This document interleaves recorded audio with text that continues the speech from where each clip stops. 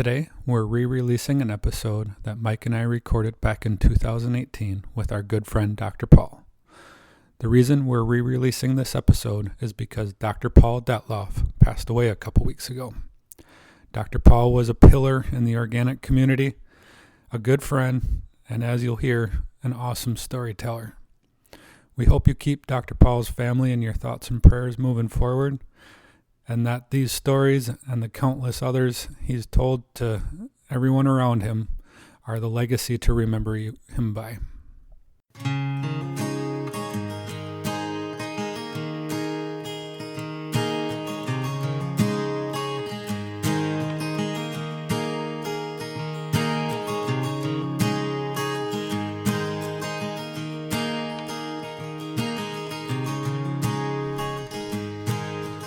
All right, welcome to Back to the Roots podcast. This is Brian Wood and Mike Klein, and today we're sitting down with Dr. Paul Dettloff, who is a veterinarian and owner of Dr. Paul's Labs in Arcadia, Wisconsin. Dr. Paul, thanks for sitting down with us, and can you just start off with giving us your history and your growing up, what your background is, and what brought you eventually into organic agriculture? Certainly, I'd be glad to. I was born in 1942 on a 120-acre flat blackland farm at Grand Meadow, Minnesota, which is about 12 miles from the Iowa border and about 12 miles from George A. Hormel Processing Plant in Austin, Minnesota. And I was born onto a diversified farm like all of the farms were in southern Minnesota, even though it was black prairie, deep 4 or 5 feet of black soil, heavy CEC. We had 12, 13 cows. We milked by hand. I started milking my first roan cow in 1948 by hand. We had a little hog house that some extension guy wrote up the plans for that everybody built, and there was an alley down the middle and pens on the side, and we farrowed about 6 sows twice a year, and we bought feeder pigs. My mother had a chicken coop where we had white leghorn chickens that ran all over the yard, and a big garden. I was probably raised on a paleo diet and didn't know what it was back then, and I was probably organic before I could spell it. We had brucellosis eradication program, and this big roan cow that I milked by hand, she was probably 10 or 12 years old, came up as a Bangs positive. So she had to go through slaughter. And that was a sad day for me.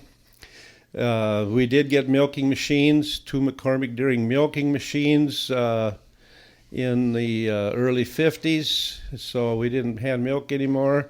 We never did sell bulk milk with a bulk tank. We sold cream, which means that we had a separator. Our first separator was a DeLaval 17 hand crank. I had an older brother that was bigger than me, and he could hand crank that to where the bell wouldn't ring. They had a stupid bell on there.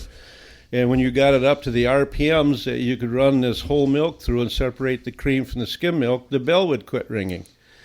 And he left for the Navy in 1955, and I was just able to crank that, but boy, it was hard to get that up. I just didn't have enough strength to not ring that stupid bell. And my dad came home with from an auction with a red McCormick Deering with a switch on it with a motor, so I didn't have to ever conquer that silly bell. Skim milk got fed to our feeder pigs.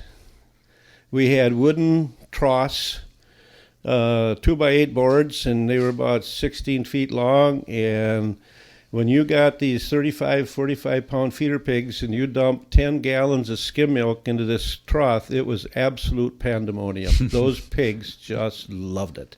Mm-hmm. Our diet for pigs back then was cob corn, and skim milk. Once in a while, Dad would bring home a bag of tankage. Tankage is animal byproducts that were processed and fed back to the pigs for a source of protein. And every once in a while, he'd bring home a bag of bone meal. And our pigs never got sick. They all got worms, and we had, in a brown gallon jug, piperazine wormer. And man, they would spit out these big round worms, and that was our whole program for pigs. So you can fatten pigs with skim milk?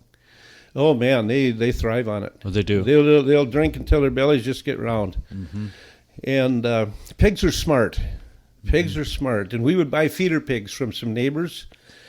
And this is kind of where I probably was gravitating towards a veterinarian and didn't know it. When I was like 8 or 9 years old, and you'd feed this skim milk, there'd always seem to be a pig that was a little bit smaller, maybe a shyer pig, and he would kind of come up and, don't laugh at me, but I'd start talking to him. And I'd say, well, hi, pig, how are you today? And by golly, the next day I'd be pouring that in, this little pig would kind of wander up and he'd say hello to me.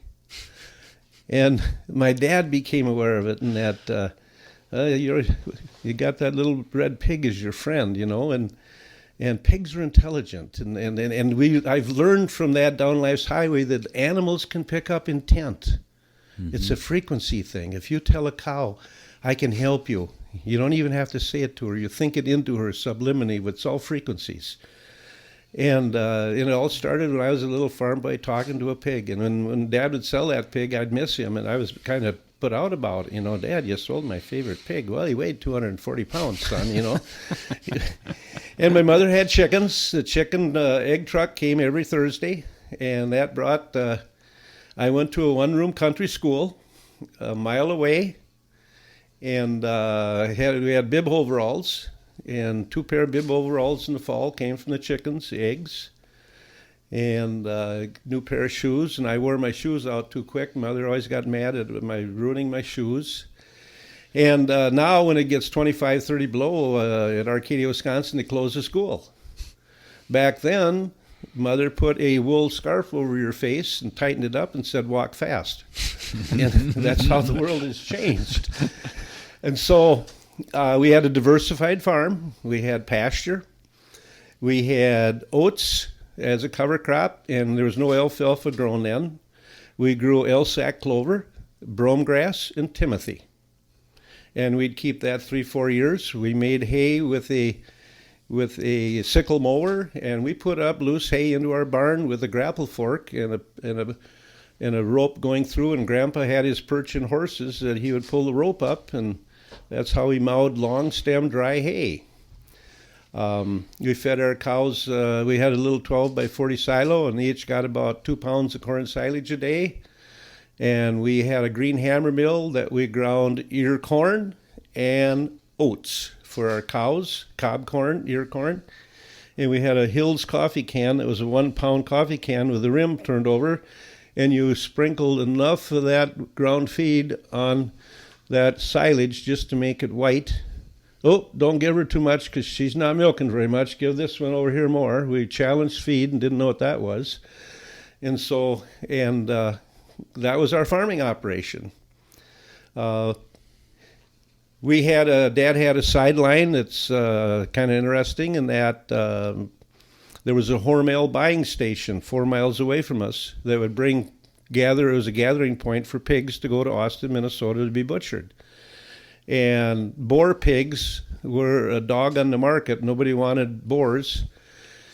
And they would process them and buy them at South St. Paul, which was like 70 miles away. And so my dad had a deal with the Hormel buyer that all of the boar pigs that came in to Racine, Minnesota, came to our farm. So on Saturday, we'd have about 8 big old 500-pound boars with tusks on them 3 inches long because nobody cut the needle teeth out back then. And my dad would bring them home, and he would put 2 double half hitches around them, take a rope and go on the inside leg. We'd have them with a hog holder. My brother would have them by the snout with a hog holder. And my dad would put the rope, and he'd pull that rope, and he'd flip that 500-pound pig bloop, right on its side. And then my brother or I would hold that rope, and Dad would castrate him.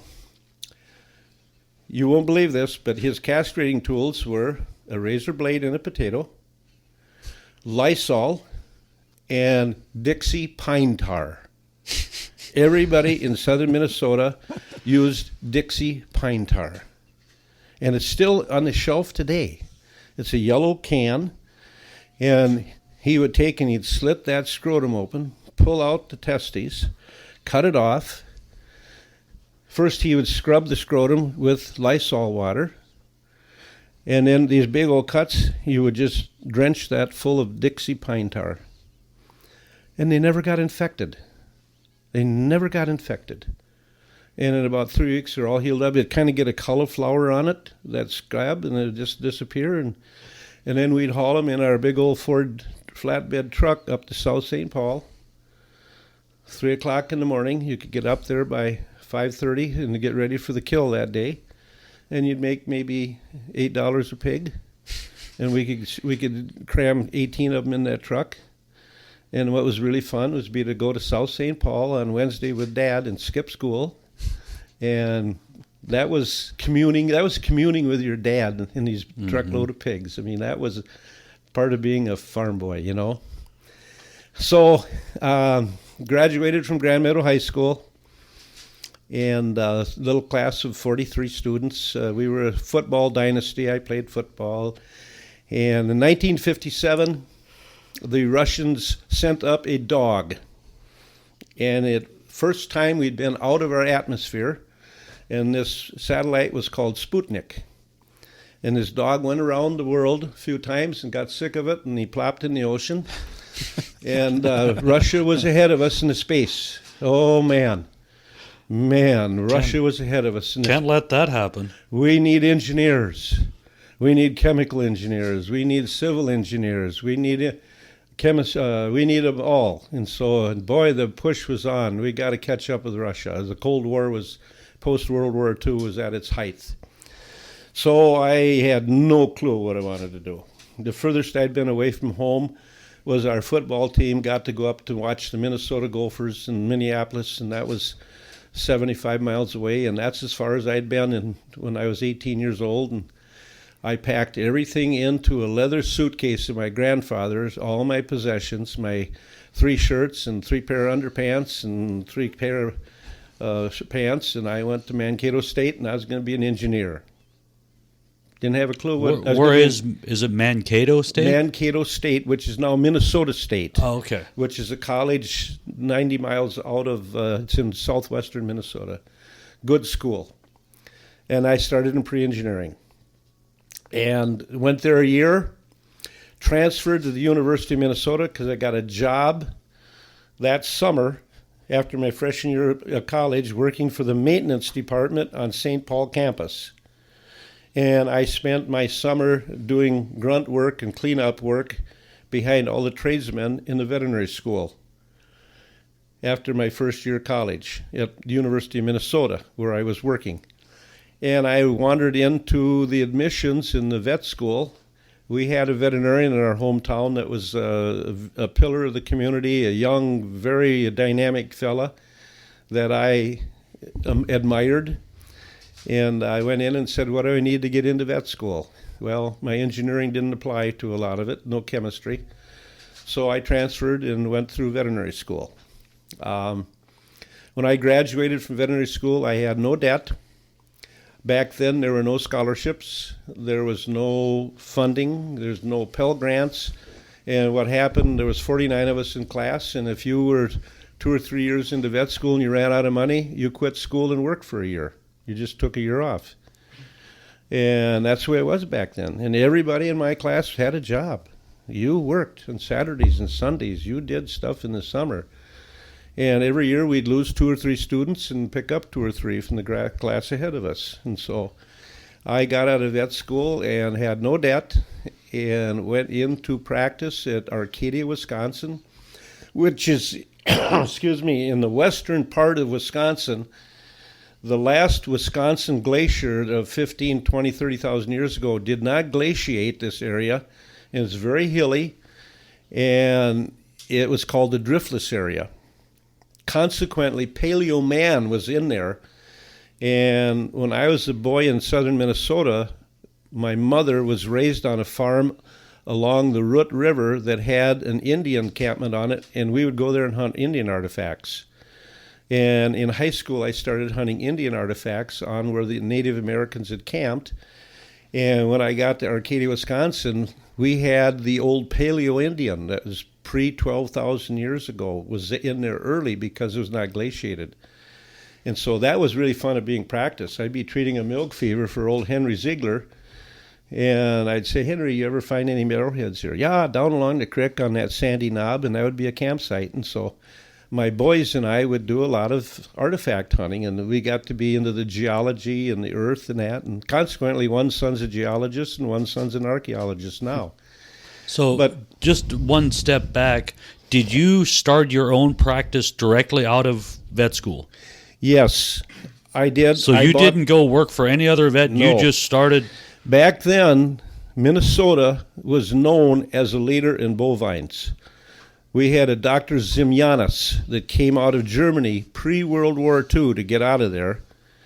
And he was our obstetrician, and he wrote the book on, he was the one that said there's 4 positive signs of pregnancy. And it was hands-on. We were on cows all the time. And our training in the bovine world was superb. By the time I graduated from veterinary school, I had palpated probably 2,500 cows. Oh, wow. And I could pick up a fetal membrane slip with my left hand on a 31-day pregnancy on a heifer. That's one of the 4 positive signs of pregnancy, and we were really trained. Now, it's hard to do because everything is computer and PowerPoints, and these young students don't get to see cow side manners. And I felt capable enough that I could handle it. And of our 49 students, there was 48 guys and 1 gal. There's probably 20 of them that went out on their own. I found a practice in western Wisconsin from an older veterinarian that didn't have the training we had. He didn't know how to do DA surgeries. He was not a good palpator, and he was in his autumn and tailed down. And back then, in 1967, when I graduated, the assessors would count the female cattle on every farm. And this was published by the state of Wisconsin. And so I got a hold of this book. And Arcadia is sitting on the edge of Trempealeau and Buffalo counties, 2 of the western counties. And these 2 counties were loaded with cows. And there was an older veterinarian 30 miles north, a Dr. Simpson, that was aged. There was an older veterinarian south of me and an older veterinarian east of me, and there was one young guy that was working 20 hours a day, couldn't keep up. And so I saw the opportunity with the cow numbers. And so I bought out his house and practiced lock, stock, and barrel. And I had a classmate, and we were looking to buy a clinic and could not find what we wanted. He took a job at another 3-man clinic for a year. And by the time it got to be January, I was turning work down. I mean, it was just there. And I brought the new skills from post-World War II veterinary training to rural Arcadia. And at the end of around February, I talked to my classmate and I said, hey, I'll sell you half of my accounts and half in this, and let's build a clinic. And that was the start of a 4-man clinic. And the best partner I ever had. I left practice after 11 years on a number of reasons. I had lost a wife in a car accident, and I had lost a son from leukemia. And I quit practice to get refocused, and I spent a couple years out of practice. And I worked for an integrated poultry operation. I learned a lot about poultry there. Then I went back into practice. I remarried. And I had 2 children by my first wife and 4 children by my second wife. And the boy from my first wife died of leukemia when he was 7. And so you look forward and say this too will pass and continue on.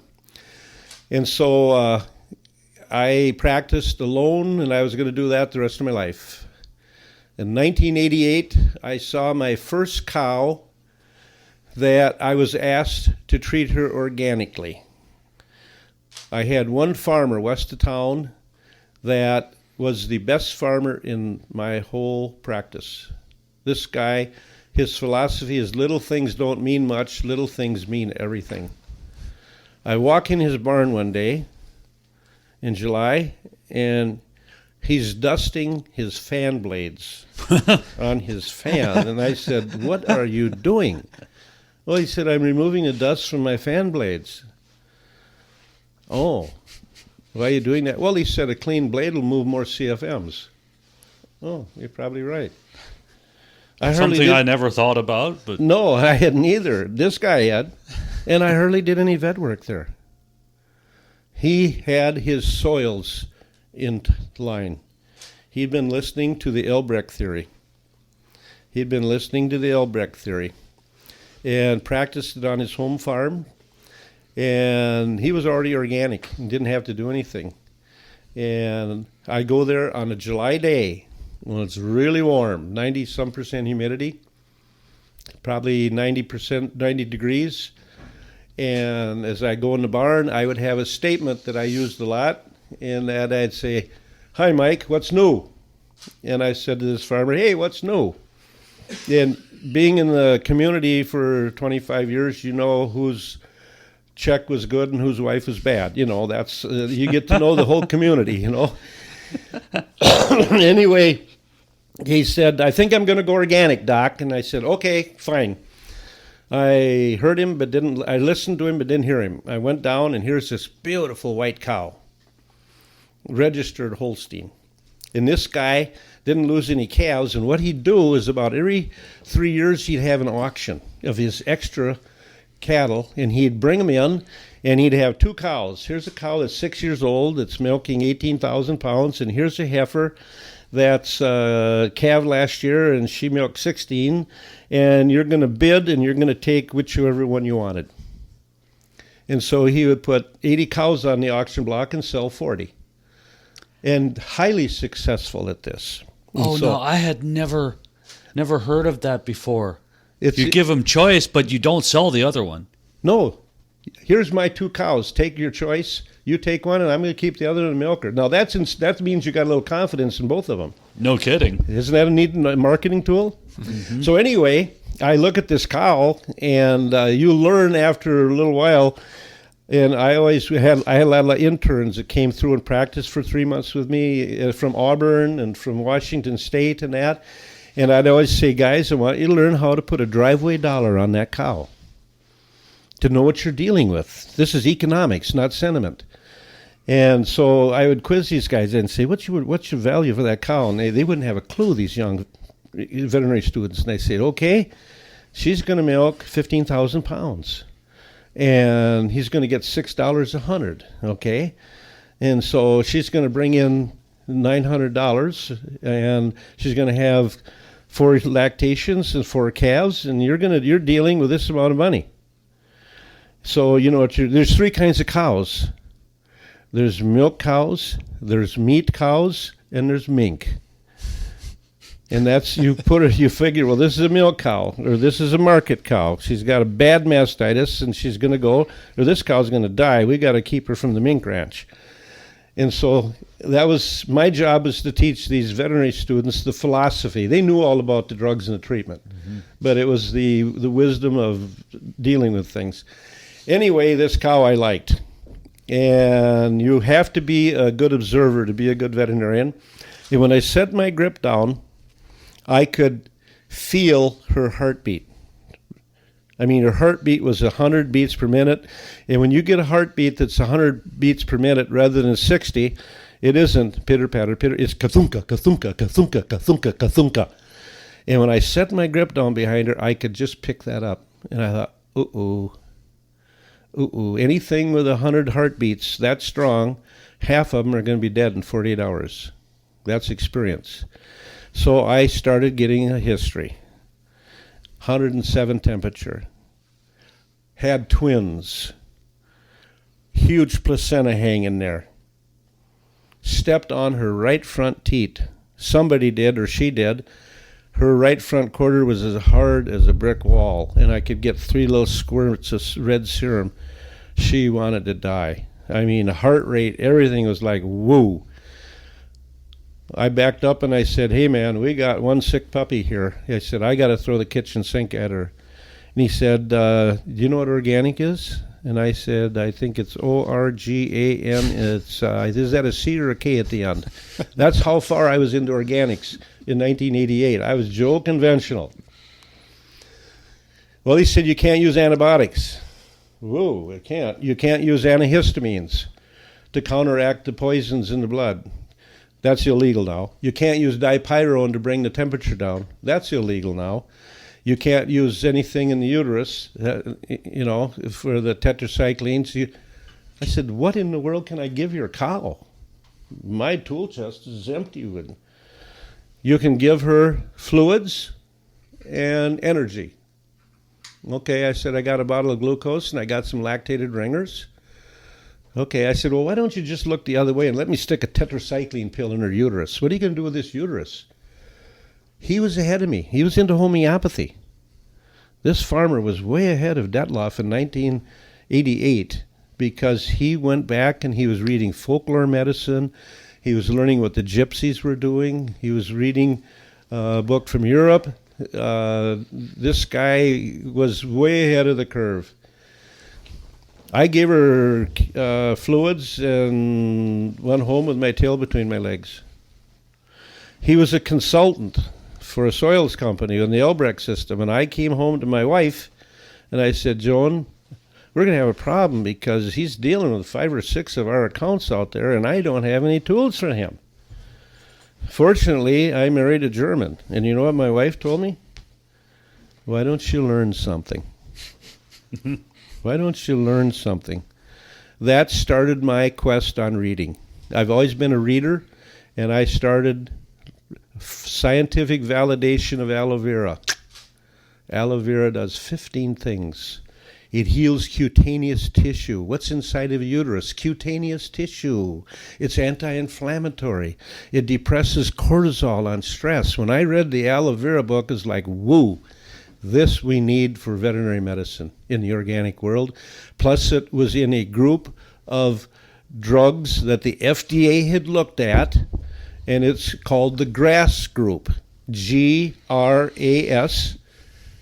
That means generally regarded as safe, so the FDA doesn't control it. They do not want you putting it in the uterus, but I don't know that they can stop you because it's GRAS. The FDA has taken the stance that if it's not a FDA-approved drug, you can't use it in livestock. And that paradigm has to change, and it is really, I just got done with 3 days in the University at Minnesota at their veterinary convention, and the word is we're backing off antibiotics. You don't use them unless you have to. You only use them on select animals. Antibiotics has almost become a 4-letter word in veterinary medicine. And there is so much resistance. These organisms have all mutated. The antibiotics aren't working. That mousetrap's over. We're going to be forced, whether the FDA wants to or not, down life's highway to look at natural products nobody can mutate to because they have the frequency of life. Anything synthesized in a test tube and lab does not have the frequency of life, and organisms can mutate. They change their DNA. And so that was very interesting. So anyway, I started reading, and I started getting my little toolkit. And pretty soon, a guy in the neighboring practice is going to go organic, and the vet would say there, I don't even know, call Dettloff. He's into that stuff. And at first it was kind of, when I went to the convention, I sat in the back of the room, and there's Dettloff. And when you do something really different, there's Gary Zimmer taught me this paradigm. When you jump out of the box, first thing to do is laugh at you. And I had guys, neighboring vets say, Dettloff's sticking some plant juice in this cow's uterus. What's he going to do next?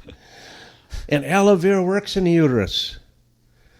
And then there's a herb called blue cohosh, known by the Native Americans as squaw root.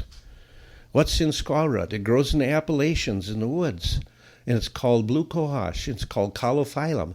And the Native Americans knew that if you chewed this root, you got mega estrogens. And so if you're a little Native American maiden having birthing trouble down by the creek, and the old lady with the gray pouch with the roots would come and say, honey, chew this root and swallow the juice. And they would absorb huge doses of natural estrogen, which would give the cervix to dilate and the uterus tone. What do you want to happen with the retained placenta in it? You want the uterus to stay open and tone to push that out. It's a natural for retained placentas or a pussy uterus. And so that was Native Americans that brought in. Calophyllum is one of the most impressive herbs I've ever dealt with. I could not get mummies out of the cow's uterus for 30 years until I started using calophyllum 6 days in a row in the vulva, and I could get 80% of the mummies out of the uterus. I couldn't do it with any drug, ever. So that's personal observation tells me. I don't need to know the data behind calophyllum. I know it works. It just, you have to be a good observer. So anyway, all of a sudden, Organic Valley was very strong in my area, and they started calling me because they had farmers in their early infancy that were afraid to go on the organic truck. And the number one fear back in the early 90s was, what are we going to do without dry cow mastitis tubes? That was the fear.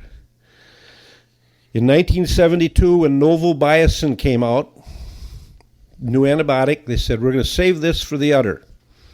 And Upjohn made a tube called BioDry, and they wanted everybody in America to put BioDry in every quarter of every dry cow, and we'll get rid of mastitis. I had a Format vet clinic, and Upjohn came in and said, we're going to sell dry cow tubes. How many farmers in your practice? And we said, well, probably 250. Call them in, we'll pay for a meal, and we're going to sell.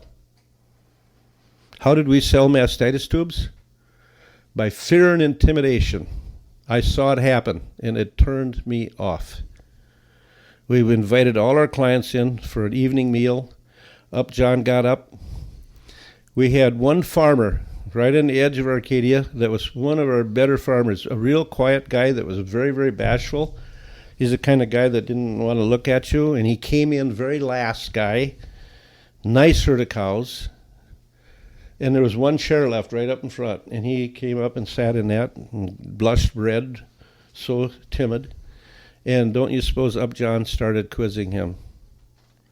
And they said, sir, how many cows you got? And he said, 30. He said, how many teats on your cows? And he said, 4. Well, he said, that's 120 teats. That's 10 boxes of, have you bought our new tubes? No, you haven't. How many kids you got? 3. He said, well, don't you care about your family? And this guy could have crawled under the table. He was so embarrassed. And I thought, why are you doing this to Alfred? Why are you doing to this client? Fear and intimidation. It's like, if you don't, staff's going to get you. Staff's going to get you if you don't use our tube. That's how they're saying that would control staff. Oh, they was going to clean up everything. There was no resistance to anything then. Staph was just another bug. We hadn't created any superbugs. Prior to 72, I practiced 5 years. I never saw a mastitis so severe that it killed a cow. We did not have those hemolytic E. coli or these cows with 107 temperature. You know how mastitis was handled my first 5 years of practice? Combiotic. 100 cc bottle from Charles Pfizer in a brown glass bottle, 10 cc's of combiotic in the muscle, killed everything when it first came out. No withholding for slaughter, no withholding for milk. Foot rot, 10 cc's of combiotic. Oh, I had a mastitis the other day, doc. And I'd say, oh, what happened? Oh, I gave her combiotic. Cleared her right up. There was no somatic cell count. If you could get it to go through a strainer pad, you sold it. And you fed the cats the strainer pad. And you actually would knock against the side of the No. strainer when it wouldn't all quite go through. You go boom, boom, boom. I did that in 1950s in the boy in Minnesota. I learned. And I saw all these old Polish Germans, we only got one cow left. We can't change strainer pads. Let's pound it through. When the government said you can't sell milk over 1 million cell count, boy, you ought to hear the old farmers complain. They're trying to tell me how to farm. Then they lowered it to 750. Then when the organic world came out, they said 400. It was the best thing they ever did. You pay according to somatic. You put the carrot out with money on at the end of it. No, and so, but anyway, we sold mastitis tubes. I go to Holland 2 years ago. Jim Wiederberg sends me to Holland because they use antibiotics in the European world, and they can't put their dairy products on the world market because they triple withholding time. That's the European organics. And they wanted to get on our paradigm, and they said, how do you do that? And so Jim said, we'll send Dettloff over, and you take care of him while we're there. And so my first meeting, my second meeting, my third meeting, I would pose the question, okay, what's your guys' biggest fear here in Holland? This is in 2016. Fast forward 40-some years, or 30-some years. What are we going to do when we lose our dry cow mastitis tubes? Oh, I said, I know what's going to happen. What? I said, absolutely nothing. And you're going to tell me in 4 years you just wasted $2,000 a year when you quit because nothing happened. It doesn't happen. But the dry tubes is actually still stuff that still comes up in a farmer that wants to transition.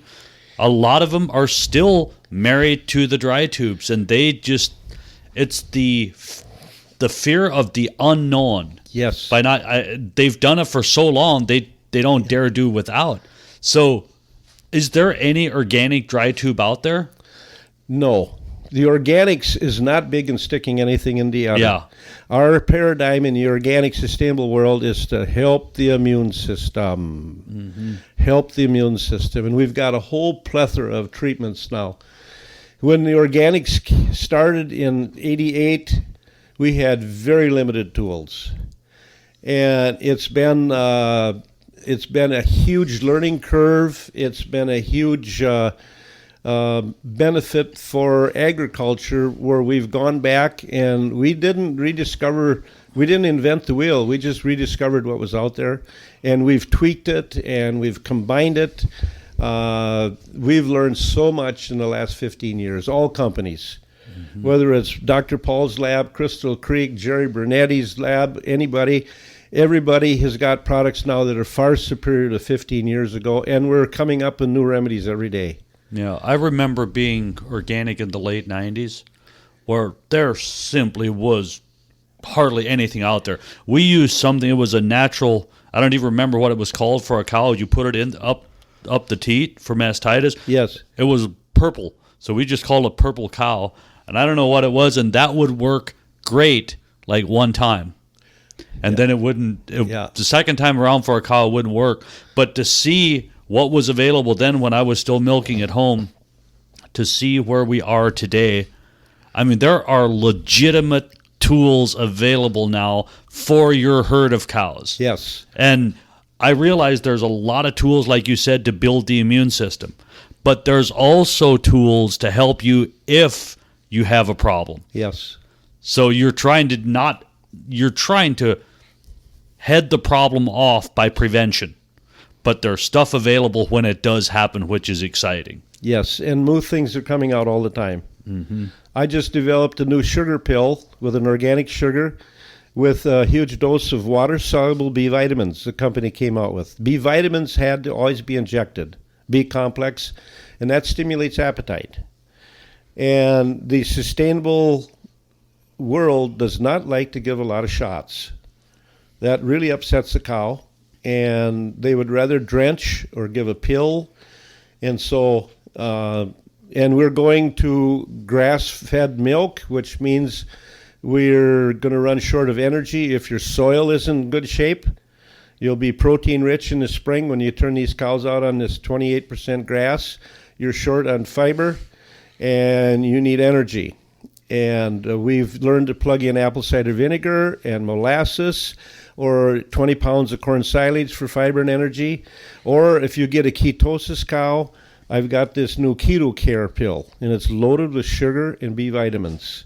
That's just new on the market. These companies are all coming out with new things all of a sudden. In the worming, we had no good tools for worming 10 years ago. Now there's a plethora of them. We've learned about neem bark, the tree in India and in the tropics where no insects will feed on neem. Neem is a fantastic wormer. So now we talked earlier today with another guy about wormer in cattle, that I was told there's some wormer that will kill dung beetles as it passes through the cow. Is that so? Not from the organic world. No, I'm saying the conventional wormers. Oh, Ivomec. Ivomec will? Ivomec. I just got done with 3 days at Rochester, Minnesota at the Minnesota Conference, and I had a whole day on parasitology. Ivomec, if you've used it in the last few years 3 times or more, the parasites have mutated to where it's only 20% effective. Fenbendazole, that is approved for lungworms, except you got to dump the milk 90 days, is down in the 40% effective anymore.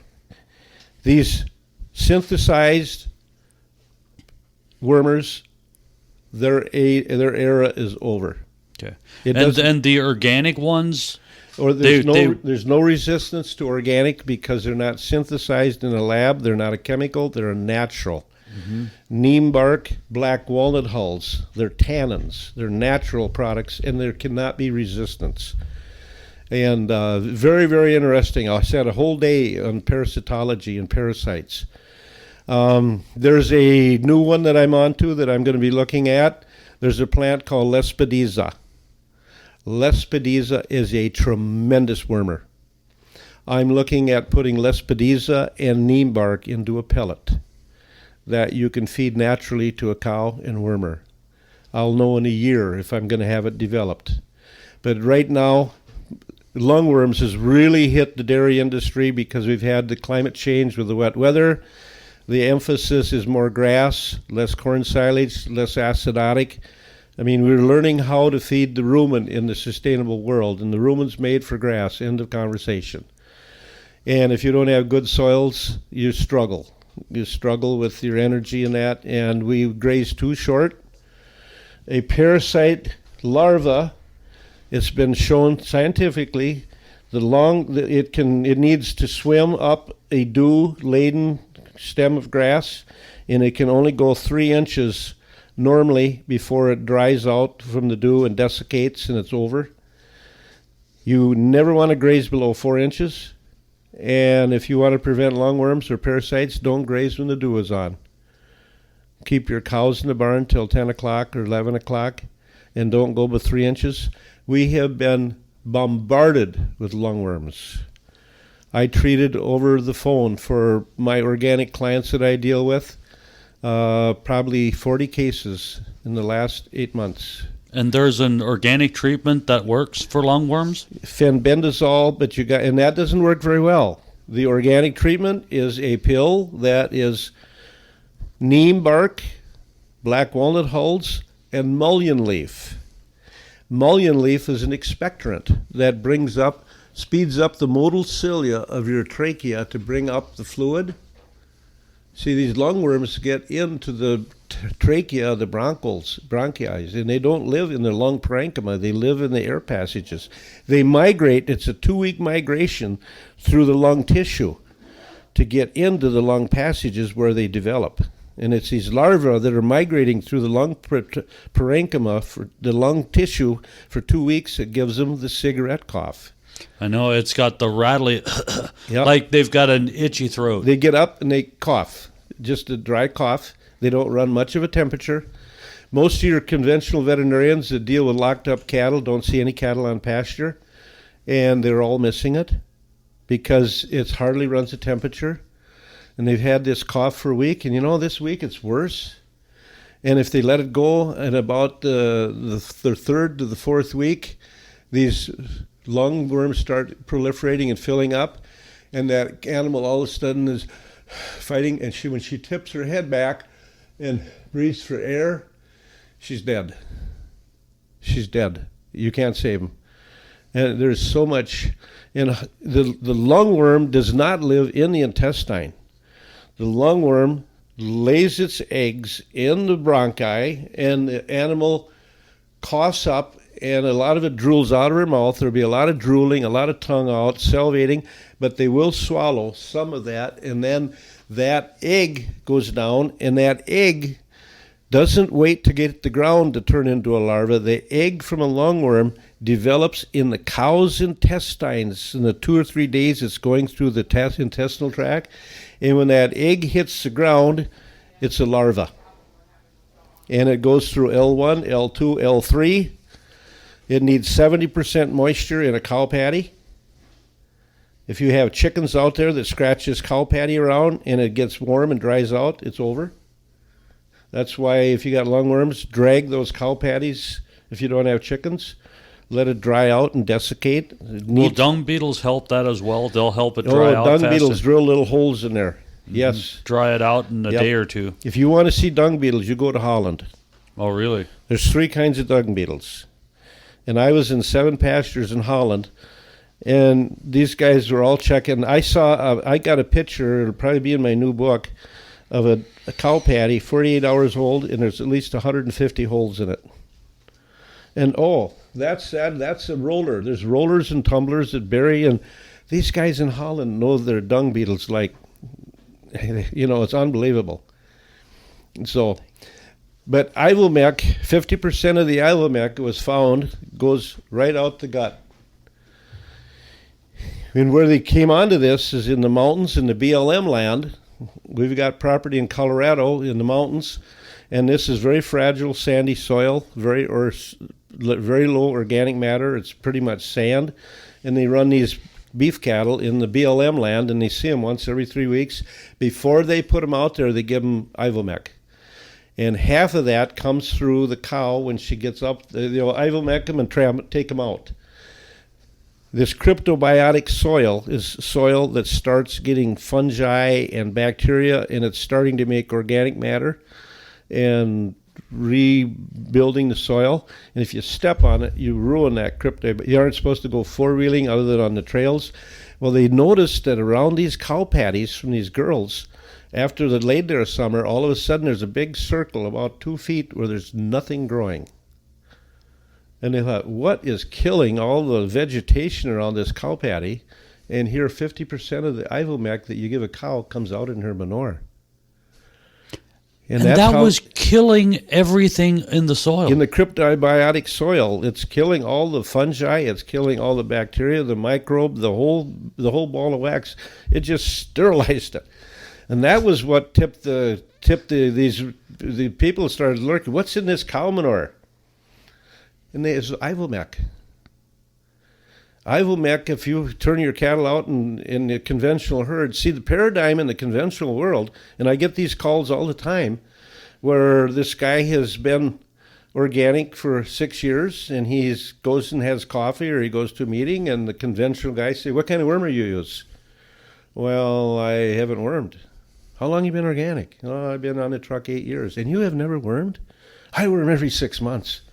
The conventional paradigm are brainwashed to worm their cows. And dry and so tube. Then they call me and they say, I've had a meeting and I haven't wormed for 8 years. And I say, well, how do your cows look? Oh, I don't know, they look good. I said, do they shed their hair out good in the spring? Yeah. I said, you don't have any cows with big brown patches of straw-like hair in the spring? No. What's your somatic cell count? Well, it's 120. And you have any loose stools? No. I said, have you been on kelp? Personal observation talking again. Cattle that are on kelp for 18 months or 2 pasture seasons or close to 2 years will have a buildup of iodine in their body. Dr. Richard Ulrey in Michigan and I did a pilot study where we took 2 herds in Wisconsin that had never seen kelp, and 2 herds that had never not had kelp from day one. He did the same thing in Michigan, and we drew hair samples on the pole and sent them in to his lab in Chicago. Dr. Paul's paid for this. The iodine level in the hair of these animals that have been on kelp all their life was 3,000 times higher. It was off the chart. If you look at a periodic table, iodine has 53 electrons, and anything that lines up vertically has the same valence or the same action. And who's the cousins of iodine? Fluorine, chlorine, bromine, poisons. Why iodine ever came into our thyroid gland as a control to control goiter for basic metabolism is a misnomer. When you fill a cow up with iodine, parasites don't like it. I've had many people tell me, you told me to feed kelp to my cows, and since I've done that, the flies don't want to land on my cows. They want to land on me.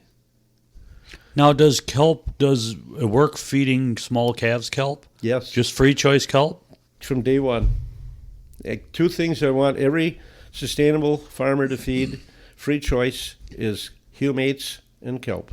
So if iodine is considered, if iodine's in kelp and iodine is in the same category as other poisons, and things don't want to, it's keeping flies away and it's keeping worms away. Yes. Then what is, I guess the question would be, what is the benefit of iodine? It sounds like you don't want iodine, so what is the benefit of iodine? Oh, the benefit of iodine is it's a trace element used in the immune system. It's a trace element. Anytime you use the endocrine system, which is the immune and reproductive system, your workers in the endocrine system are hormones. The workhorse is an enzyme. When you have estrogen come out of the pituitary gland, it goes down to this heifer's ovary and said, "You're going to grow an egg now. You're time enough to reproduce." Who grows the egg? An enzyme. And what is an enzyme? That meal we just ate, there's probably 30,000 enzymes in your body digesting that, along with the microbes in your gut. An enzyme is a little chunk of protein called an amino acid, and the second half of an enzyme is a trace element. If you come on a fly on a plane and get exposed to a whole bunch of respiratory viruses, you better have some zinc, because zinc goes into the enzyme to help you fight off respiratory infections. And that zinc has got to come out of your muscles. And what happens when you eat extra selenium and extra cobalt? You store it in your striated muscles and that. And so you need that reserve. And iodine, even though those are poisons, and I'll get calls from this guy in the summer saying, what should I worm with? And I'll quiz him, "You've been on kelp?" "Yeah." "Take an OB sleeve and you go out after you let your cows out." And I said, grab of manure from 5 cow patties, take it to your vet clinic and do a parasite count. And call me before you buy $400 worth of wormer for your cows. I'll get a phone call and they'll say, "My vet clinic can't believe it. They found very, very few worm eggs." Now, parasites are known to be seasonal egg layers. They have no idea how they know that it's January or February. And you never want a cow to be without an internal parasite, because a small load is a symbiotic relationship. And when that small load of parasites is in there, that's a protein and that's an antigen, and cows will form immunity to that parasite. And you want a constant little challenge every so often of strongyles and worms in the intestine, and she has immunity. And even these calves that are on pasture following mama, when they're using the nanny cow system, when they're following mama around, they're picking up some parasites and they're developing immunity along with mama. And when they quit nursing, they're better able to withstand a challenge than a calf that's never had any exposure. But so the calves that aren't on mama and they're being exposed to these parasites because they're on grass, they're going to have a problem fighting that off. But the kelp and what else? Kelp and humates. And humates, that will help them build up an immunity as well? Humates doesn't, but kelp will. Okay. Kelp will. And this exposure, this little calf, that's good. This limited exposure, it's forming immunity. This calf that's been in a pen that's never seen any parasites, you turn him out, boy, he's going to crash. And they're going to, first thing, the weaning blues is, and I'm dealing with this all the time. Man, when I wean my calves, I've learned that we feed them more milk. I had 18 of the best looking calves. I kept them on milk 10 weeks. And I looked at them, they've been out in 5 weeks on pasture, and they are a sick bunch. That's coccidiosis. It's totally missed in the conventional world. They're starting to pick up on it from the sustainable world. But if you can control crypto and cocci at post-weaning, and the best way to control cocci is reed, sedge, peat, or humates. Parasites know. This guy that spoke from Louisiana State University was probably the authority in the U.S. on parasites. He said there's something that parasites pick up on when a cow's immune level drops off from a stress or something, they start laying eggs.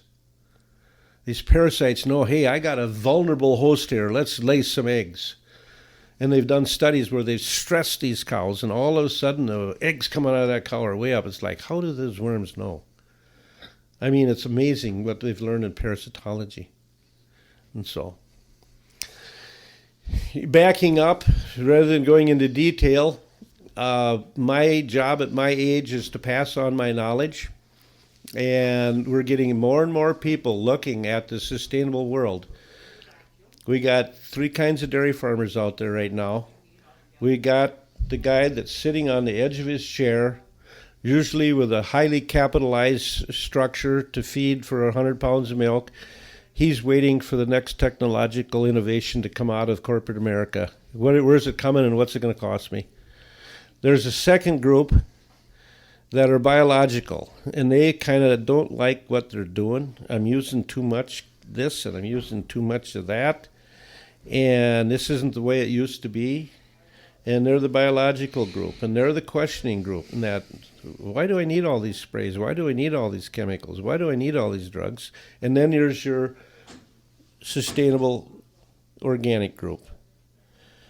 The biological group is dwindling. They're going out by attrition. The price of land has made it so if you're going to be a farmer, you either got to marry some land or inherit it. You can't go out. What's your land in Ohio? 10, 12,000 acres? Oh, it's over 30 now. Yeah. There was 2 acres sold in just outside of Berlin for $52,000 an acre. Yep. Every place I go, and in the last year I've probably been, between my business and Organic Valley, I've probably been on 40, 45, 50 farms around, and I'll always say, hey, what can I buy a farm here for? If I want to be your neighbor, what can I... And they'll say, well, the last place I was in Iowa, you know, the Mennonites started coming in there in 1992. 50 families came out of Pennsylvania into northern Iowa, Mennonites, and they were 2,500 to 2,800, 2,900 an acre. And then they had 100 families come out of the East Coast in 2002, and it was 45, 47, 4,800. In 2002, well, I was over there in 2018, and I put a meeting on, and I say, what can I buy land here for? And they'll say, oh, 8,500 to 10, but the farm just sold for 13,000. And I always get this but. This guy, corn farmer, farms 3,000 acres. He just paid 18,000. Or I mean, it's just all. There's a book called The World Land Grab. It's not just happening in Iowa, in Ohio, and in Arcadia, Wisconsin. Our side hills that you can't even walk on have got big deer in them. So my land, my tree farm, $5,000-$6,000 an acre for a piece of woods in Buffalo and Trempealeau County because Pope and Young and Boone and Crockett have a lot of deer from those 2 counties. So what are you going to pay for corn ground? I mean, land was cheap when I got there in 1967. I bought my first farm, 150 acres, for $13,000. $3,000 down, $2,500 a year at 4% for 4 years. I'm testing cattle with a realtor in 1972. And he said, I got a 240-acre farm that the old Norwegian can't get $12,000 for.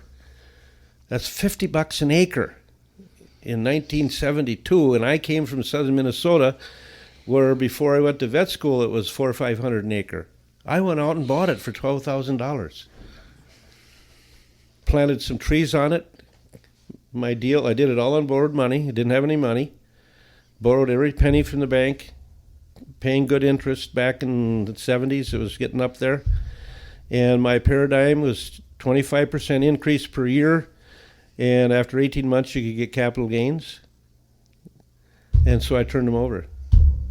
I had it 2.5 years, this farm, for $12,000. And an attorney calls me, and he wants it to buy it for hunting land. What do you want for that? And I said, $40,000. Boy, I stuck it to him. I took 12 and made to 40. That farm's worth $1 million now, over. I shouldn't have sold it. But land is just, there aren't making, and there's so many people wanting to buy land now that they keep saying they don't make any more. And so land may stop selling, but I don't see, Africa is being bought up by China. We have outside investors. There's people that have no intent of ever farming. And these farms aren't for sale. There aren't 3 farms for sale in the 2 counties I live in. They get sold to the relatives, or it's passed on, or it's quietly bought from the old bachelor, from the neighbor that's helped him. And you can't buy much farmland in western Wisconsin. It's just not for sale. That's how it is in my part of Ohio. Yeah. There's just, I mean, if a farm, every once in a while, an investor will buy a farm and then chop it up and sell it. Yeah. But for the most part, they're selling off lots to the kids. They're selling off. What's sad to see is you had a lot of 120 to 150 acre farms that the more conservative ones that don't have milkers, they've been selling off lots, for the kids. Now all of a sudden the church allowed the bulk tank, so now they can ship grade A milk. They've got 40 acres left. Yeah. Not enough to make a living farming anymore. It's really sad to see, but because of the price of land and because of the population, the only way a farm will stay a farm is if, like my brother Tim lucked into it, rented a farm, and the owner of the farm was so delighted to see what he was doing. It was a working dairy farm again, that he sold it to Tim at a price that a farmer can afford. That's the only way you're getting a farm in my area, is either family or somebody who is desperate to not let that farm get split up. What I'm seeing, we have Dr. Paul's lab, I think 75 dealers now. Probably 55 to 60 of them are plain folks. And I'm seeing a huge increase in the Amish and the Mennonite communities. They are still stuck to the soil stewards. Their paradigm is agriculture or construction or the trades. It's happening all over the Midwest because our land is cheaper in Wisconsin, and even in parts of Minnesota, in that we've had a huge increase in plain folks coming from the expensive land, and they're producing really good food. They get it. They get it. We love the plain folks as dealers. Number one, they still have great integrity. They don't need to go to a class of ethics. They have that from their religion. We have hardly any problems with accounts receivable.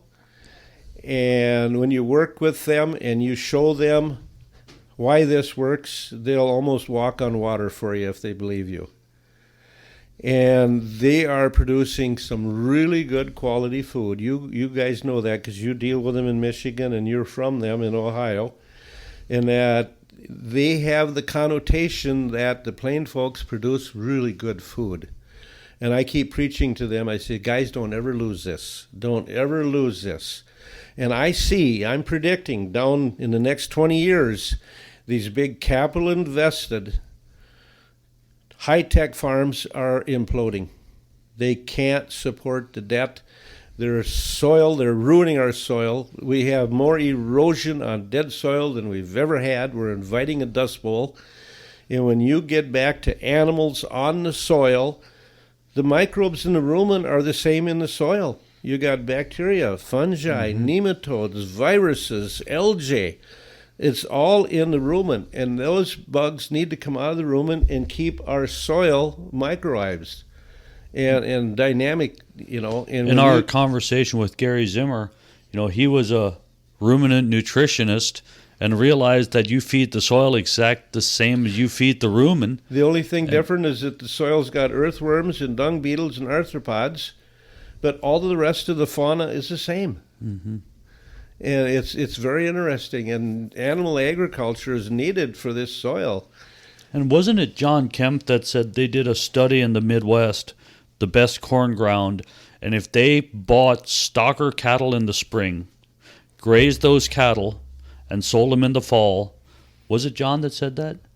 That it is more profitable than corn or beans. And that is bringing animals back to the land to continue, or to that, so you have that complete cycle. Yeah. And that's what I think is so wonderful about the small organic farms, is with the livestock you get that whole complete circle. It's a circle of life. Like Dad used to say, during the summer you work your tail off to fill the barn, and feed the cows. Then during the winter you work your tail off to haul it all back out on the field. Yep. But if you look, the only thing that isn't going back to the land is the milk. And if you look at all the milk you're hauling off your farm, you're hauling the calcium, you're hauling the stuff off, so that needs to be replaced. But you have that cycle, and it's, I don't know, there's just something really rewarding about that. Yeah. It's beautiful. People that are, Teddy Roosevelt said, the further away you get from Mother Earth, the less common sense you have. And I often think about that. I went and sat in the Mall of America to do my domestic chores. I got a couple daughters in the cities, and so I'm an observer, and I'm watching these youth walk by, and they got all this metal sticking in their eyebrows and their lips, and they got these pants dragging way down in the ground, and they got purple hair. And I look and I think, you know what that guy needs? He needs 20 chickens and a garden. He needs to till the soil on his knees and talk to these chickens or pigs or whatever. He needs to get reconnected with Mother Earth. A pitchfork in a box stall full of manure would probably be a good remedy too. That'd be in second grade.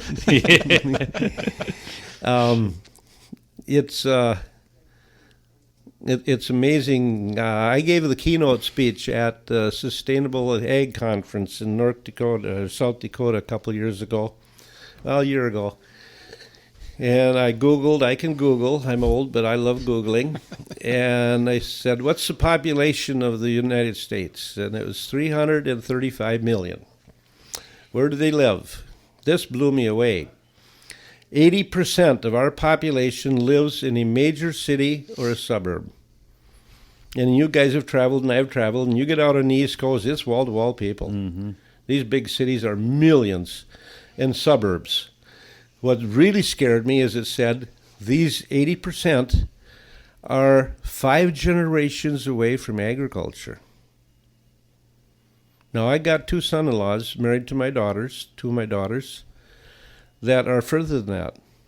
One's a research scientist doing stem cell research for Fujifilm, going back and forth to Japan. One of them's an electrical engineer that works for Rockwell International. They all make over 6 figures. They have no clue of where their food comes from. They have no clue. And this is scary. Our society, they don't know about soil erosion. They don't know the negatives of the sides, and Germany just passed a law, that in 2019 there will be no more GMO plants, and there will be no more glyphosate used in Germany sometime in 2019. I heard that they're getting sued by Monsanto, and that just got thrown out. Yeah, they won't. Germans are not going to listen. Yeah. And I think when you talk about the disconnect between food, farming, and a lot of people, I think that's Brian and I's goal, is to try to use this platform to make people aware of what Yep. you know. We are putting so much in our food that it's scary. The young millennial is a whole new group. The young millennial is a whole new group. You're not going to fool them. You ask any 10-year-old kid in the streets of a city, what's the biggest dinosaur? They will have it in 2 minutes.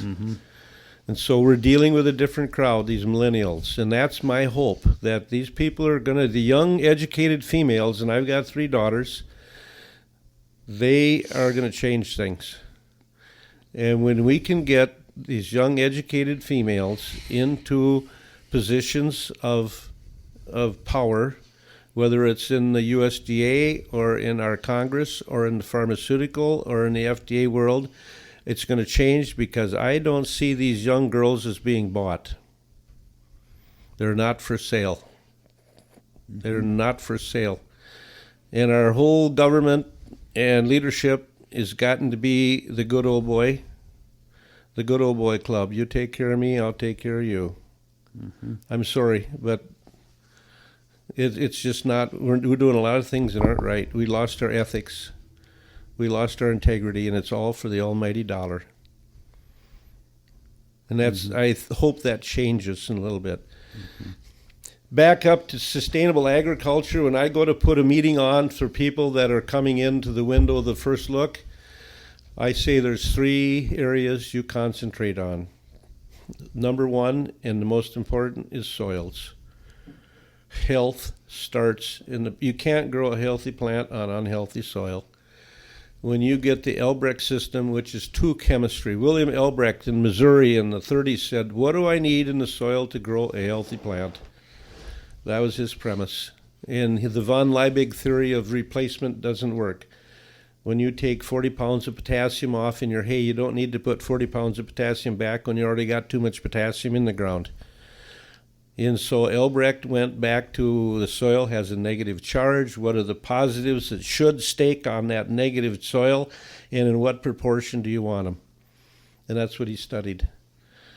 And your calcium, magnesium, potassium, your little sodium, and a pH of 6.5 to 6.8, when you get these cations lined onto this negative soil, then you can start growing some food. I got into the soils when I called my good farmer, who was a soils man. I bought my first farm in 1970. I paid $13,000 for it. It was the end of a valley with a nice big spring. It had been farmed up and down the hills. It was eroded. It was clay soil in a driftless area.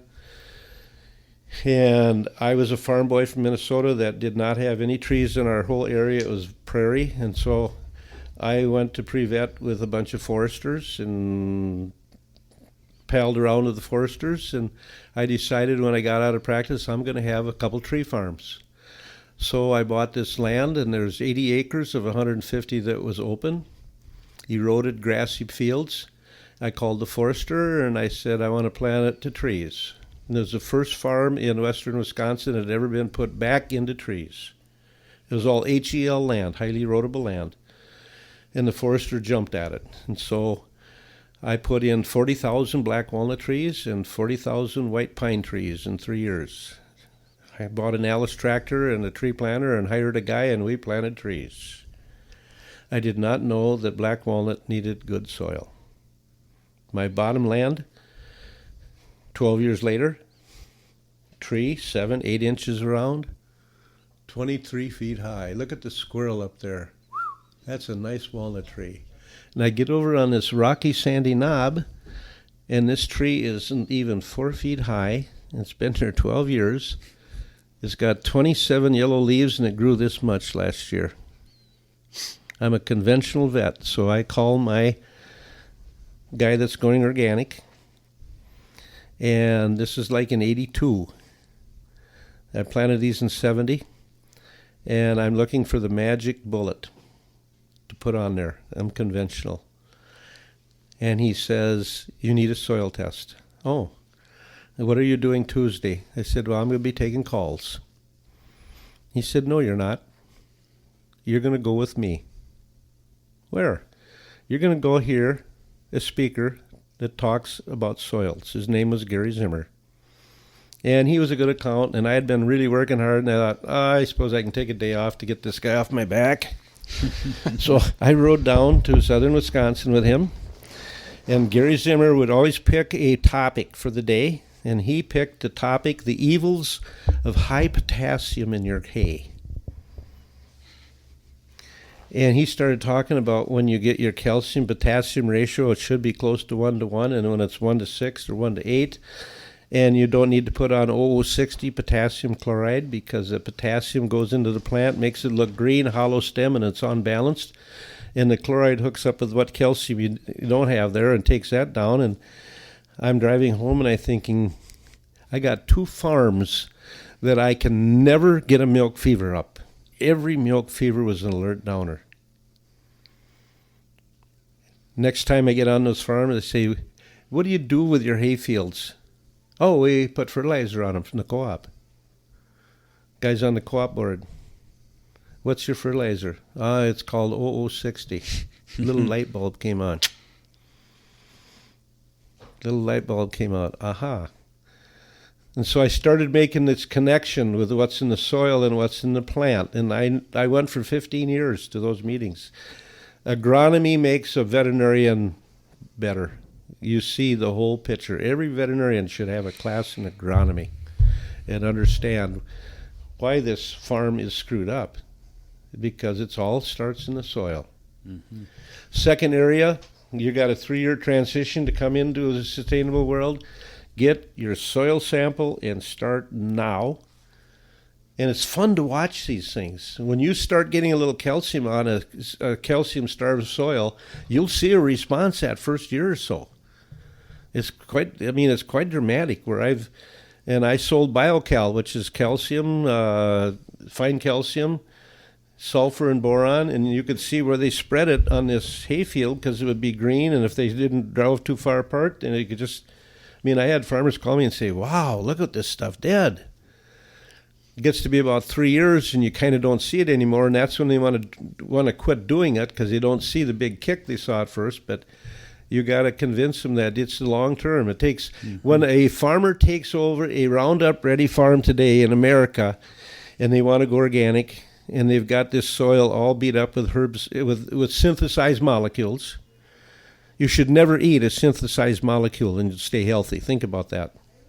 Go back to the old paleo diet and eat nothing but what's grown with Mother Nature with nothing added, and you'll stay pretty healthy, being it's balanced now.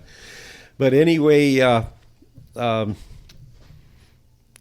to get back on my train. I'll tell him it's going to take you 5 to 8 years to turn this farm around with due diligence. And you're going to do it with humates, and you're going to do it with the cover crops, and you're going to do it with some calcium, and you're going to get the base saturation where it should be. And this became really evident when I was working with Organic Valley, putting on these barn meetings. I got all over the U.S. They were wonderful to me, and I saw and learned so much on their checkbook, and I did their farmers a lot of good, I think. And we'd go to an old timer that had been on the truck for 12, 13 years. And I'm in this barn with these new neighbors that are going to look at this program, and I'll say, John, what are you seeing? And he'd say, it's gotten so easy. Yeah, it's gotten so easy. I don't call you anymore. I don't hardly use any of your products anymore. It's just, remember we had all the trouble with the scours when I started? And remember we had this? He said, it's gotten so easy. And that's when you got a farm that's really working. And it takes a while. And you see that with farmers coming to organics. They're new to this, so they are stocking up on every medicine they can find. And, like you said, 8 years down the road, 5 to 8 years down the road, you go into their medicine cabinet, there's 2 bottles there. Yeah. There's one called Dullet. Yep. And there's one called CEG. Yep.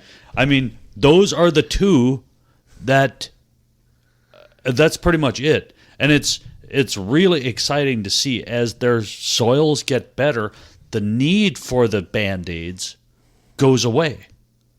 Absolutely. And now, for Dr. Paul's lab's sake, that's not necessarily a great thing for your sales, but there's enough new coming in. And your products, what I think a lot of the products do is they help people so much until they're to that point. And some farms will never get to that point because it takes a conscious, concerted effort to get that farm to where it needs to be. Organic agriculture is a systems approach. Mm-hmm. It's not cookie cutter. Think of this. Everybody in America pretty much plants the same corn, the same time, with the same type fertilizer and the same type sprays. And they harvest it in the fall when the moisture gets there. There's only one guy thinking. Now, I've been on a plethora of farms, and I'll drive out of some of these farms, whether it's an Englishman or a Mennonite or an Amish, and I'll drive out and think, man, is that ever neat what he's doing, that feeding system? Or, man, why didn't I think of that? When you get into the sustainable world, first off, that group is very sharing, but they're thinkers. Mm-hmm. They're thinkers, and when they tell you something, you listen. I've learned more from my farmers than I did any book in college. When a guy says, if you have a goat in your pen, you don't have ringworm. First time I heard that, I rolled my eyes. A goat in a pen gets rid of ringworm. Ours was called William. We had a little billy goat run with the cows. Foot rot and ringworm. I go to Holland, and every pen has got a branch of holly, Holly. It's in my new book. I took pictures. You will see in ringworm, how do you prevent ringworm? A goat or holly. That's personal observation. And I don't need the data on it. Mm-hmm. I know it works. I've had farmer after farmer roll their eyes at me at our school and say, oh, where did Dettloff come up with this? And come back and 3 years later, and they're hugging me and saying, that works. I can't believe I got a goat, and the goat died, and in 4 months I had ringworm. I went and bought another goat, and the ringworm disappeared. What is it about the goat? Well, that's where the term scapegoat comes from originally, or that's what Dad told me, that the term scapegoat comes from a goat because it will draw it away from cows, but it won't affect the goat. Yeah. It's all got to do with frequencies. Mm-hmm. Everything is frequency. That electron going around the proton and neutron, if it goes counterclockwise, it's positive. If it goes clockwise, it's negative. And the negative's got 1/3 the energy. And it's just, we're getting into quantum physics, and that's the tip of the iceberg. Mm-hmm. It's the tip of the iceberg. When we learn about quantum physics, we're going to really get smart in agriculture. But the soils, and then feed the diet, the rumen. We have a travesty going on in the big CAFOs and that. They're all feeding mega corn silage. And they're all feeding their dry cows now corn silage. I'm involved in the banking world, and I work with 5 little country banks that have some fairly big FSA loans, and a lot of them are in trouble right now. And I'll go into those herds when they're crashing, and they're feeding 45 pounds of corn silage to their dry cows. And you test corn silage, and what's in it? 0.1% calcium, 0.1% calcium, hardly any phosphorus. These cows are freshening completely demineralized. The young heifers now are having uterine torsions because they don't have enough calcium, magnesium in their system, and so their muscles don't have any tone. When I started practice in 1967, I would see 1, maybe 2 uterine torsions a year. And it's 180 degrees counterclockwise. And you reach in, and at 9 o'clock there's a shelf, and you can feel that calf laying on his back. You can tickle his nose and his feet, and you put your finger in his nose or eye, and he's alive. And she stands there with her tail out, and she'll die before she ever has it. When I left practice, 35 years later, 1/3 of my calvings were torsion. And every time I'd get a new torsion on a farm, I'd say, Brian, have you ever had a torsion? No. You're going to see more. Look at her. First thing you see, her tail's out, her vulva is sucked in. That twisting of that uterus has pulled the vulva in. Instead of being a nice fleshy vulva, it'd be a little slit of a vulva, puckered in. You run your hand in, and it's tight, and you go over at 9 o'clock, and here's this rim, and you feel that calf. And I would say reach in. So if you get another one standing with their tail out, don't watch her for 2 days. Reach in and see what you got. I would train them to recognize a torsion. Torsions are very, very, very common in your CAFOs now because they're feeding all this corn silage, and there's no minerals in corn silage. You don't test grain for minerals. That's energy. You test your forages. We got to get back to feeding that rumen right. And the rumen is made for grass. The soils, the diet, the vet tools. The vet tools, the more money you spend over here, for every $2 you spend on kelp to help that immune system, you're going to save, for every $1 you spend, you're going to save 2 on vet tools. Personal observation. I have never seen anything, and I get approached by buku people that want me to condone something, to sell something. These are new people to the industry that want to jump on our bandwagon. And they probably don't even know how to spell organic. And I say, I've never seen anything that does as much good for the least amount of money as kelp. And I don't sell it. It's in my aloe vera pellets. To support the immune system and that, but it's just a whole system approach. And I tell these people, crawl in and work with Mother Nature, study your ecosystem and work with her. Mother Nature, you can only bend so far, and she's always going to bat last. So I've done all the talking. You have questions? No, we just really, really appreciate the stories and the personal observations, because, like you said, we may not know all the scientific things that are happening by the way that the changes that we're seeing when people go to the systems approach that organic agriculture has. We may not know all the things that are happening, and I don't think we need to. And we need to be comfortable. We don't have to.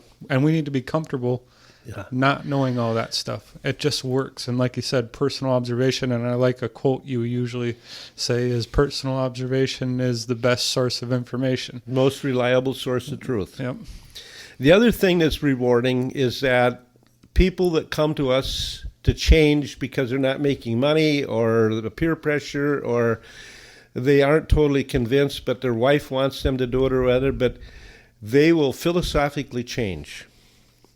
And evidence of this is that I had a valley west of town where there were 4 farmers up this valley, all good, conventional little farmers, that either had a change of guard where John was young coming home or this and that, and these were all had transitioned to organic or were in it and were convinced of it, and there's one guy sitting in the middle.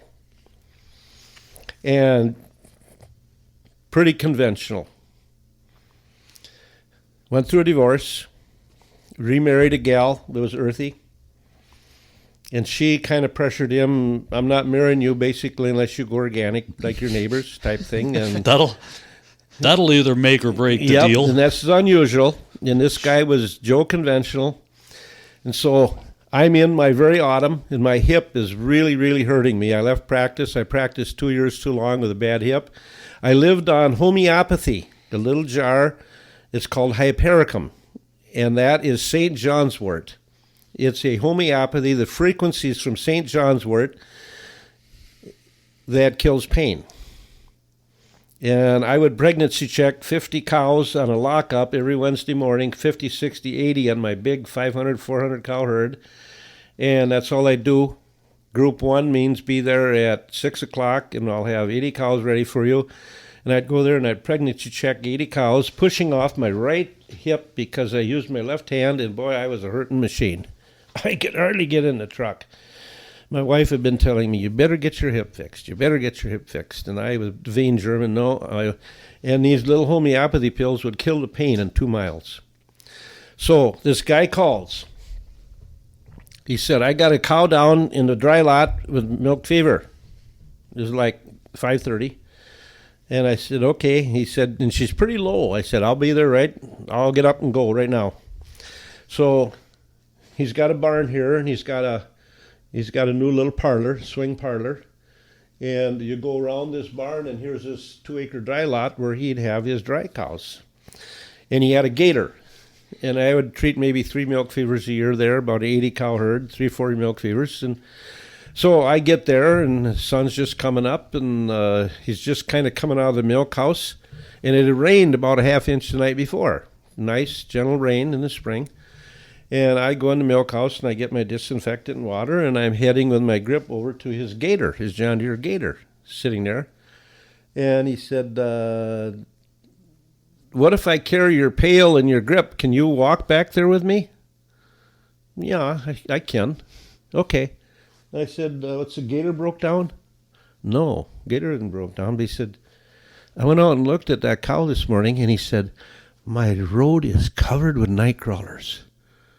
And he said, God, I hated to run over them. And he said, they're still out there. He said, can we go out there without killing my night crawlers? And I thought, yeah, I'll walk out there. I thought, man, you didn't even know how you philosophically changed. Mm-hmm. He's now worried about his night crawlers. Mm-hmm. That makes it all worth it for me. Yeah. Huh? Mm-hmm. And it would happen in about 3 years after you quit poisoning all those things in the field. I would be out vaccinating calves, dehorning calves, and this guy all of a sudden gets this epiphany. Oh, Doc, guess what I got on my farm? And I mean, he's so excited. I thought maybe a condor flew over or something. This has to be great. I got earthworms. I got earthworms back. He said, where do those earthworms come from out in the middle of my field? They were gone. I said, Mother Nature is so divine if we just get out of her way. Mm-hmm. Where do dung beetles come from?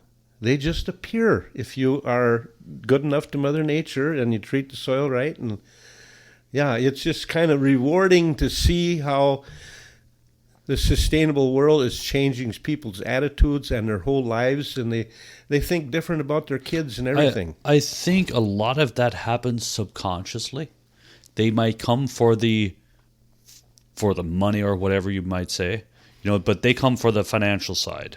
Yes. But the other side happens without them realizing, and me as an outsider talking to them 3-4 years later, I can see it, and they don't even realize that they've actually bought into the system and are now excited about what they're doing and really believe in it. Because it's working. Because it's working, and they've, like you said, they've gotten out of Mother Nature's way, and now rather than fighting her tooth and nail with poisons and drugs and everything, now we're back in this symbiotic relationship, and everybody gets better. It's the cows, the humans, the soil, the food, the whole ecosystem is better. Mm-hmm. We're not hurting our aquifers.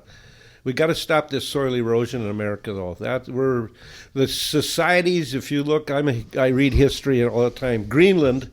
When the Vikings brought sheep to Greenland and denuded it, they lost their soil. When Easter Island cut all their trees down, that great society with those huge stone figures, we don't even know how they made them. When they cut all the trees off, they lost their society. When the Mayans, there's fragile soil in the Yucatan Peninsula, it's all limestone with a little bit of soil, and when they lost their soil, they lost their society. When you lose your soil, you lose your culture. And we have soil erosion in the Midwest on these highly erodible lands. There should be no way that the Department of Ag will give a farmer in the program when he puts highly erodible land into a row crop. That is a travesty, and there's somebody not thinking. And in my 2 counties, we are flushing right down the Mississippi River. Our little creeks run brown. And it's terrible. It just hurts me to see this side. I had a guy from Britain come over and ride with me for 5 days. That was when I was collecting cream separators and dairy stuff, and we had this convention. And he got taken out by foot and mouth. He was within a 10-mile circle of foot and mouth where they slaughtered all the animals. He had 200 cow herd. 50 of them were white shorthorns, and he was selling breeding stock. foot and mouth came in. They killed the animals and burnt them and buried them on his farm, and they couldn't repopulate for 5 years. He came over here, and we no-till. If you can drive a tractor in Trempealeau and Buffalo County without it tipping over, we put it into no-till with Roundup. And when you kill all that debris, and I go hunt arrowheads in the back end of these valleys, wherever there's a spring, that was a Native American campsite on this highly erodible land around the spring. And you'll have this trash from the corn stalks on top, and we get these 2, 3, 4 inch rains. There'll be a gully this deep and this wide. That huge amount of dirt is left. You'll sprain your ankle if you step in there.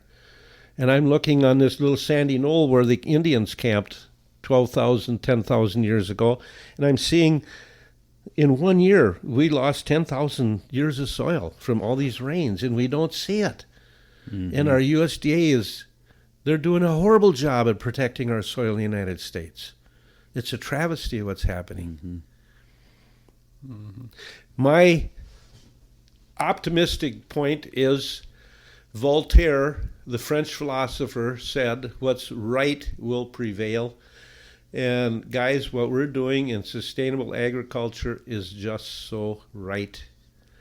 I don't need to sit in a tavern or do this. I go to bed at night with peace of mind, knowing that I'm helping humanity a little bit, an acre at a time, a cow at a time, a farmer at a time, and that's all we can all do. Mm-hmm. And you guys are doing the same thing, but I mean, it's you kind of know you're being thanked by Mother Nature for what you're doing, you know. Mm-hmm. It's rewarding. Yeah, it's rewarding. And there's times when we talked earlier today how if you look on the negative side of what's happening, you know, with the erosion and stuff, it can be overwhelming. But when you look at the positive things that are happening, it's really exciting. It's really exciting. And it keeps you going. And it keeps you going. And the negatives don't tend to come to sustainable agriculture. Your people that we deal with day in and day out are really a positive group. Mm-hmm. And I enjoy that. Mm-hmm. Negativism tends to thrive on negativism. And the positive, just ignore it and move on. And then, I mean, it's light at the end of the tunnel. I think that's a great place to wrap up on a nice positive note. And Dr. Paul, we really, really appreciate your time and the stories and everything. And yeah. Do you want to tell people a little bit where they can buy Dr. Paul products and what you've got going on there? I backed into, because I've got an inquisitive mind and I read, I started developing tools, tinctures, botanicals, working with Mother Nature. We work with all the major certifiers. My wife is the rock of the company, and we have 5 part-time employees. We're a cottage industry. We built a new house and we put a lab in it, and so we make all of our products except for the essential oils, and I was failing at making them because I'm an OCD type 1 male. I handed them off to a neighbor girl, Dr. Sarah Slobby, and here's a gal with moxie. She came from a large, poor family. I don't think that girl had shoes more than 1 pair every 3 years. They were homeschooled. They kind of were raised on folk medicine, large family. She got into La Crosse State University, got a degree in biology, got into Madison Veterinary School, and while she was there, she would call me and say, what are you doing Friday after Thanksgiving? And I'd say, well, I'm working. And when she was 13, she would go over to a sale barn about 8 miles from her and buy this calf that nobody wanted because it was scouring for $1, and this other one with a bad leg, and this other one with a navel infection, and she'd bring these calves home and mother them, and when she'd get about 8 of them or so, she'd call, and I'd make a vet call there, and here's this gal with some moxie trying to save these calves, and I would say, well, you need this. I was conventional. And I ended up giving her more drugs, and I lost money on every call I went there. When she gets out of vet school, she goes to work at a big $1 million clinic at Winona, Minnesota. And about that time, I'm done practicing with my hip is taking me out and my shoulder isn't good. She married a local boy from Arcadia who has an organic dairy farm. It wasn't organic. And she kind of absorbed my clients. I didn't sell my practice or shut it down because I had a lot of people coming from miles around to buy my organic products, and I had set up a distributorship and stuff. Anyway, she was there one day saying, "Man, this is neat. What can I do?" And I said, "You can make essential oils." I got a 800-page book on the chemistry of essential oils made simple by Dr. David Stewart. Can't be making it too simple if it took him 800 pages to do it. Yeah, Right? and it was, boy, but he was a philosopher. You don't use anything synthesized, and anybody that's going to take organic chemistry needs to read this. It was. I read the book, and I gave it to Sarah, and I said, "Back up, because I can't make a salve. I know what I want in this salve. I know what I want in this fly spray," and so I gave this all to her, and it took a woman. And she came back, and so Dr. Sarah's Essentials, we market her products, and she's dyslexic. She thinks different. She's brilliant. And she will be an icon in the organics down Life's Highway. And so anyway, that's where the essential oils came from. So I'm deep into my autumn now, and we have 6 children. Our youngest is an acupuncturist. She's early 30s.